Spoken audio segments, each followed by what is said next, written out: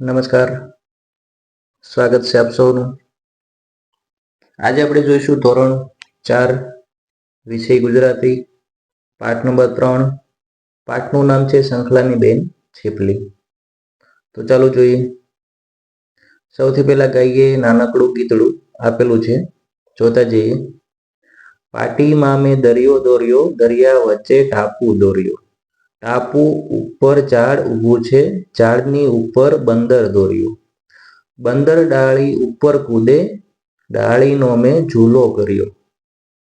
ડાળી ચાલી પાંદડા તોડે, એ બંદરનો છાંયો દોર્યો. તો સરસ મજાનું અહીંયા ગીત છે આપેલું છે. આગળની પ્રવૃત્તિ છે કે ઝીણી નજરે જુઓ અને શું શું દેખાય છે તેની વિગત છે અહીંયા લખો.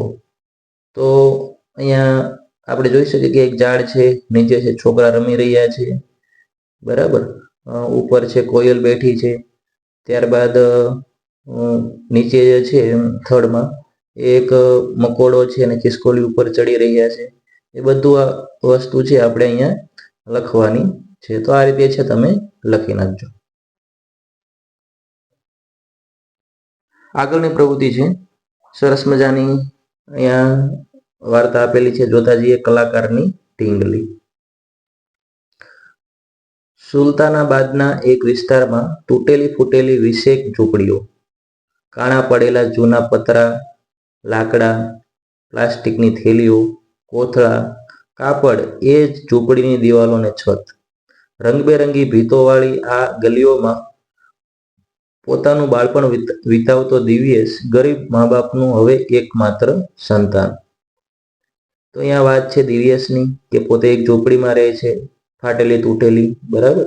કાણા પડેલા પતરા, લાકડા, પ્લાસ્ટિકની બનેલી ઝૂંપડીમાં છે એ રહે છે અને પોતે ગરીબ છે. 9 વર્ષના દિવ્યેશ માટે ફુરસદના સમયે રમતો રમવી, મોજ મજા કરવી એ એક સપનું જ હતું.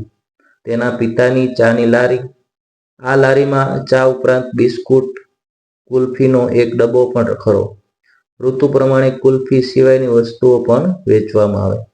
તો અહીંયા કીધું છે કે એના પપ્પાને ચાની રેકડી હતી અને એને છે એ આ ચાની રેકડીમાં છે એ બિસ્કુટ છે, કુલ્ફી છે વગેરે વેચવામાં આવતું હતું. દિવ્યેશ નજીકની ગવર્મેન્ટ સ્કૂલમાં અભ્યાસ કરે ને બાકીના સમયમાં પિતાને કામમાં મદદરૂપ થાય.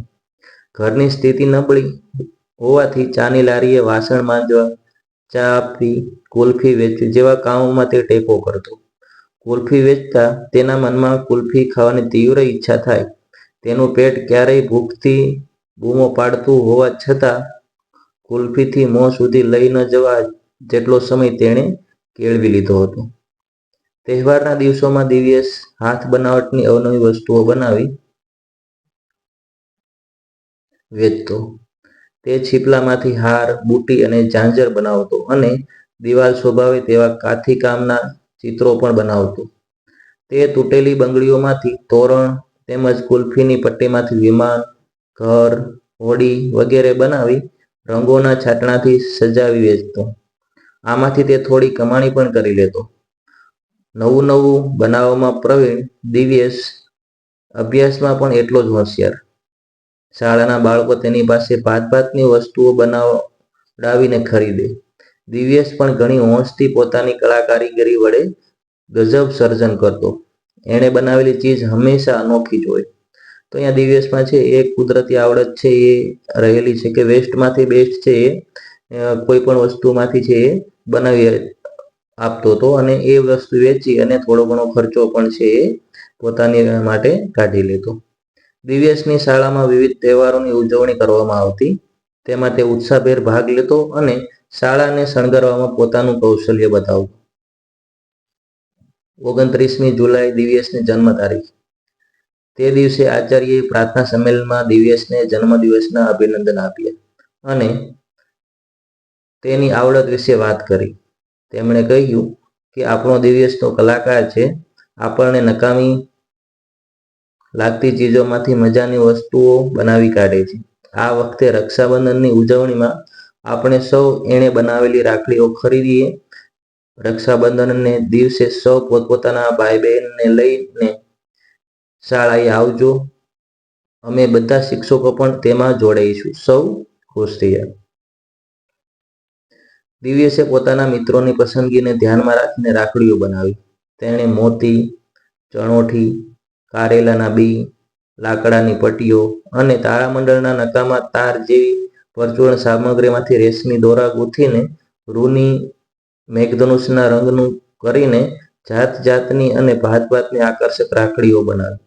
રક્ષાબંધનના દિવસે શાળાઓમાં મેળો જામ્યો. બાળકો આજે વર્ગમાં બદલે મેદાનમાં પૂછતા હતા. બધાને આતુરતા હતી કે દિવ્યેશની રાખડીઓની. એટલામાં કુલ્ફીની પટ્ટીઓથી બનાવેલું બોક્સ લઈ હસતો હસતો દિવ્યેશ શાળામાં પ્રવેશ્યો. દિવ્યેશના પ્રવેશતા જ તેમના મિત્રો તેની રાખડીઓ જોવા ખરીદવા ટોળે વળી ગયા. શાળામાં આવેલા વડ ફરતેના ઓટલે દિવ્યેશ બોક્સ ખોલીને બધા જોઈ શકે તે રીતે રાખડીઓ ગોઠવી. રાખડીઓ જોતા જ દિયા બોલી, અરે વાહ, કારેલાના બીમાંથી બનાવેલી રાખડી, મેં તો પહેલી વાર જોઈ. ત્યાં જ રિયા બોલી, દિવ્યેશ, આ રાખડી મારા માટે ને? દિવ્યેશે હકારમાં માથું હલાવ્યું. મનોજ બોલ્યો, તને કેવી રીતે ખબર? રિયા બોલી, મને કારેલાનું શાક ખૂબ ભાવે છે. દિવ્યેશ આ વાત જાણે છે. દિવ્યેશે રિયાને કારેલા રાખડી આપી. એટલામાં પ્રિયા બોલી, જો નેહા, પેલી લાકડાના પારાવાળી કદાચ તારા માટે. નેહાએ કહ્યું, ખરેખર દિવ્યેશ, આવો વિચાર તો તને જ આવે. આ રાખડી કડા જેવી છે એટલે રક્ષાબંધન પછી પણ 12 માસ પહેરવી ગમશે. દિવ્યેશે કહ્યું, એટલે જ મેં 2 બનાવી, બીજી રાખડી તારા માટે. આ રીતે શરીફા માટે સૂતરની, ભવ્યા માટે ઘૂઘરાવાળી અને પર્યાવરણના શિક્ષક માટે ચરોઠીની રાખડી દિવ્યેશે બનાવેલી. ધૈર્યે પૂછ્યું, દિવ્યેશ, આ મેઘધનુષ જેવી રાખડી કોના માટે? દિવ્યેશ બોલો, તારા માટે. મારા ચિત્રકાર. ત્યાં નૈનેશ આગળ ધસી આવ્યો ને બોલ્યો, ને મારી? મધુર સ્મિત સાથે દિવ્યેશે કહ્યું, નૈમેશ કુમાર કાપડિયા, તારા માટે આ કાપડના ફૂલવાળી ફૂલ રાખડી. દિવ્યેશ પાસેથી આવી ખાસ રાખડીઓ ખરીદી સૌ ખુશખુશાલ થઈ ગયા. રક્ષાબંધનની ઉજવણી શરૂ થઈ. દિવ્યેશે બનાવેલી રાખડીઓ સૌ બહેનોએ પોતાના ભાઈઓને હાથે વિધિવત બાંધી. વડ નીચે બેઠેલો દિવ્યેશ આ બધું જોતો હતો અને એની ઢીંગલી યાદ આવી. ઢીંગલી એની 2 વર્ષની બહેન આજે એની સાથે નહોતી. દિવ્યેશ એને ખૂબ લાડ લડાવતો. એની ઢીંગલી માટે એણે કાપડમાંથી ઢીંગલી બનાવી હતી, પણ દિવ્યેશની ઢીંગલી તો થોડા સમય પહેલા જ બીમારીમાં સપડાઈને આ દુનિયા છોડી ગઈ હતી. દિવ્યેશની આંખોમાં આંસુ આવી ગયા. સૌ કોઈ પોતપોતાની ખાસ રાખડી બંધાવી ખુશ હતા. તેવામાં રિયા દિવ્યેશ પાસે પહોંચી. તેણે જોયું કે દિવ્યેશની આંખમાં આંસુ હતા. રિયા બોલી, લે, તારો હાથ કેમ ખાલી? જો તને ગમી જાય એવી રાખડી મેં તારા માટે બનાવી છે. લાવ તારો હાથ, જો ભેટ તો હું લઈશ જ હો. આમ બોલતા બોલતા તેણે દિવ્યેશને રાખડી બાંધી દીધી. દિવ્યેશે રાખડી જોઈ. તેના પર દિવ્યેશ વંચાયું. હવે ટીલડી વડે ગૂંથાયેલું દિવ્યેશ નામ ભીંજાયેલું હતું. તો સરસ મજાનો અહીંયા રક્ષાબંધનનો જે ભાઈ બહેનનો મહિમા છે એનો સરસ મજાનો અહીંયા વાર્તા છે આપેલી હતી. અને વેસ્ટમાંથી બેસ્ટ કઈ રીતે બની શકે એની પણ અહીંયા આવડત છે એ દિવ્યેશ મારફતે સમજાવવામાં આવી છે. આગળની પ્રવૃત્તિ છે દિવ્યેશને લગતી 3 બાબતો, જેમાં લાગણી, આવડત, ઘરની સ્થિતિ જે લાગુ પડતું હોય એ લખવાનું છે. તો એમાં પહેલું છે ભૂખને રોકી લેતો, તો એમાં આવશે ઘરની સ્થિતિ. 2 નંબર પર છે કારીગર વડે અજબ સર્જન, તો એમાં આવશે આવડત. રંગોના છાંટણાથી સજાવવું, તો એમાં આવશે આવડત. રિયાને કારેલાનું શાક ભાવે, તો એમાં આવશે લાગણી. 5 નંબર છે ઢીંગલીની યાદ, તો એમાં લાગણી. આંખમાં આંસુ ધસી આવ્યા, તો એમાં પણ લાગણી. 7 નંબર પર છે તારા માટે મારા ચિત્રકાર, તો આ વાક્યમાં આવડત છે બતાવવામાં આવી છે. મજા કરવી એ સપના સમાન, તો એ ઘરની સ્થિતિ બતાવે છે. સજાવેલી વસ્તુઓ વેચી નફો મેળવે તો એમાં પણ આવડત આવશે. 10 નંબર છે કારેલાની રાખડી, એમાં પણ આવડત. 11 નંબર રાખડી પરનું દિવ્યેશ નામ ભીંજાઈ ગયું, તો આમાં લાગણી દર્શાવવામાં આવી છે.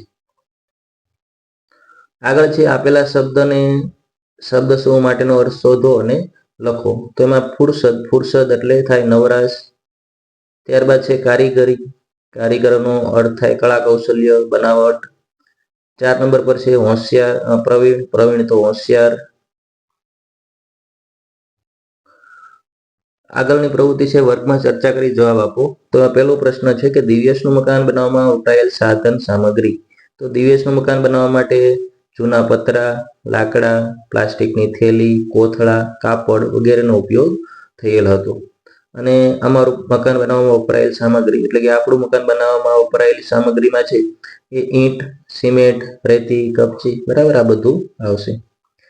ત્યારબાદ છે દિવ્યેશ રહેતો હતો તેવા મકાનમાં રહેવા કઈ કઈ મુશ્કેલીઓ પડે, તો કે ઠંડી, ગરમી વગેરે છે એ સહન કરવું પડે. 3 નંબર પર છે 9 વર્ષનો દિવ્યેશ એવા કયા કામ કરે છે જે તમે નથી કરતા, તો વાસણ માંજવા, ચા આપવા જવી, બરાબર એ બધું કામ છે એ કરે છે. દિવ્યેશના પપ્પા તેના વખાણ કેવી રીતે કરતા, કે દિવ્યેશ છે અલગ અલગ અવનવી વસ્તુ બનાવતો જેથી છે એના પપ્પા છે એના વખાણ કરતા હતા. આગળનું છે નજીકના અર્થવાળા વાક્ય સામે ખરાનું નિશાન કરો. તો પેલું છે કે દિવ્યેશ ગરીબ મા બાપનું હવે એકમાત્ર સંતાન, બરાબર. તો એમાં પેલું આવશે કે દિવ્યેશને એક પણ ભાઈ બહેન ન હતા. 2 નંબર ઉપર છે પેટ ભૂખથી ખૂબ બૂમો પાડતું હોય છતાં ગુલ્ફી મોં સુધી ન લઈ જવા માટે તેનો સંયમ તેણે કેળવી લીધો, બરાબર. તો આમાં એના બંધ બેસતું વાક્ય સમાન અર્થવાળું વાક્ય આવશે. ગરીબીને કારણે દિવ્યેશે પોતાની ઈચ્છાઓ પર કાબુ મેળવી લીધો હતો.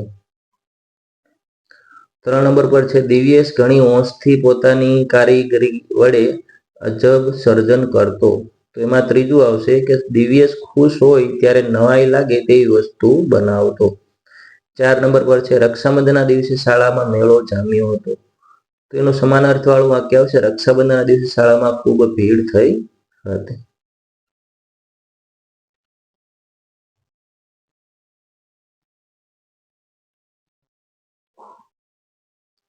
આગળ છે અક્ષરના કદ પ્રમાણે દરેક વસ્તુ બૂમ પાડીને વાત કરતા હોય અને ખાનગી રીતે કહેતા હોય એમ 3 વખત બોલવાની છે ને 1 વખત છે લખવાની છે. તો આ રીતે છે એ અમુક વસ્તુ છે એ તમારે જોરથી બોલવાની છે બૂમ પાડીને, અમુક વસ્તુ હાવ ખાનગી રીતે, અને અમુક વસ્તુ છે એ વાત કરતા હોય એ રીતે બોલવાની છે. તો બધા શબ્દો છે તમે બોલી જજો ને 1 વખત છે એ લખી જજો. એમાં હરખઘેલી છે, પ્લાસ્ટિક, ગિલ્લી દંડા, ઓક્ટોપસ, પર્યાવરણ, આઈસ્ક્રીમ, ધીંગા મસ્તી અને શક્તિશાળી. આજે બસ આટલું જ. મળીશું નવા વિડીયો સાથે, નવા ટોપિક સાથે. ત્યાં સુધી જય હિન્દ, જય ભારત.